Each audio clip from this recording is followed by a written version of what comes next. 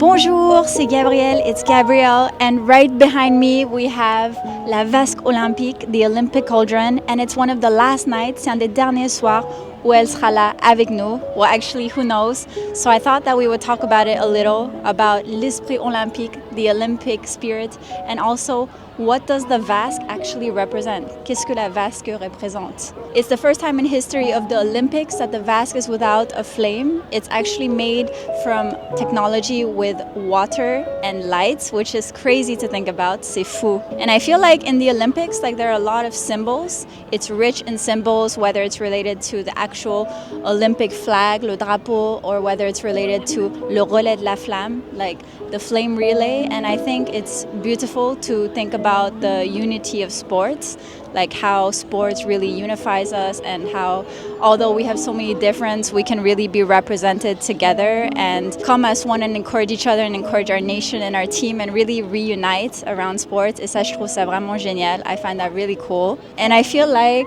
the Olympic Cauldron, like it's a work of art on itself, but it's not just that. It's also like a revolution in technology. It was created by a guy called Mathieu Lehanneur, and he had been an engineer and he had done like a lot of things. Il a déjà fait beaucoup de choses. Il a fait du travail dans le Grand Palais, in the Grand Palace, and he also redid the café vers Louvre.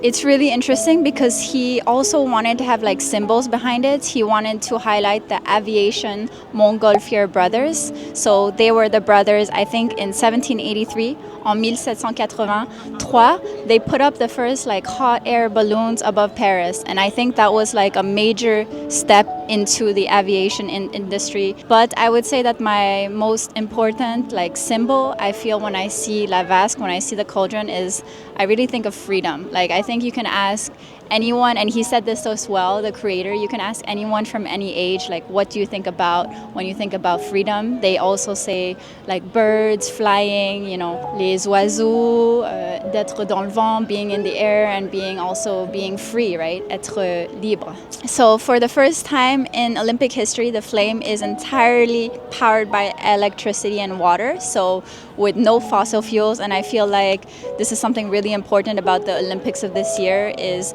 to be able to highlight like sustainability and long-term growth and not use fossil fuels, and to encourage this sort of usage. And we can see the transformation of the Olympics, how it's going to be. And I wonder how it's going to be even, you know, in 40 years or in 50 years, what are the differences it's going to be. And I think it's great that Paris is adapting to that, que Paris s'adapte à ça. Je trouve ça vraiment génial. I find that really great. I think that it's really stepping for a better future and kind of an eye-opener for a lot of people.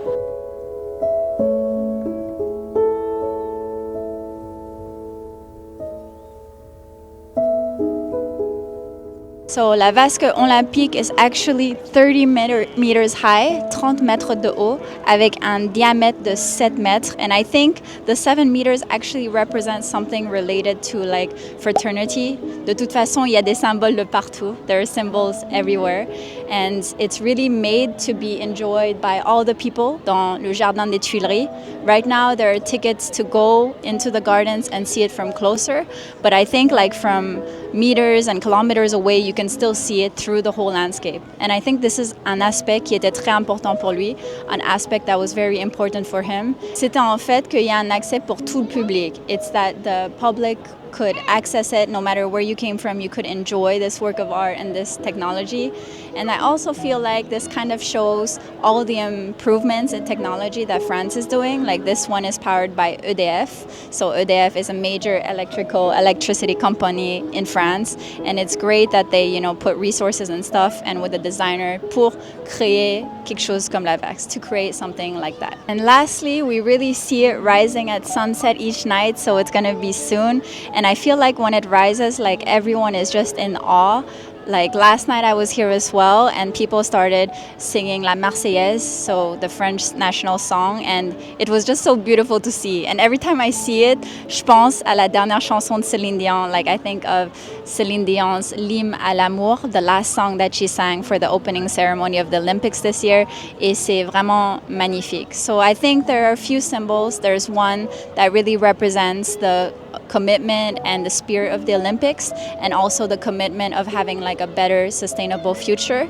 But also a lot of people would like this installation to stay in Paris. Ils aimeraient que cette installation reste à Paris, and I think I would love that as well. Let me know what you think of the cauldron, de la Vasque Olympique, and if you've ever seen something like this before. I think it was honestly one of the major highlights of les Jeux Olympiques à Paris, because it's completely open, it's completely free, everyone can enjoy it. You can have a picnic beside here, and I actually hope that they keep it longer. So let me know dans les commentaires dessous ce que tu en penses, what you think about it, and enjoy the next set of B-rolls of this beautiful piece of art that combines art, history, and technology. And merci beaucoup et à bientôt.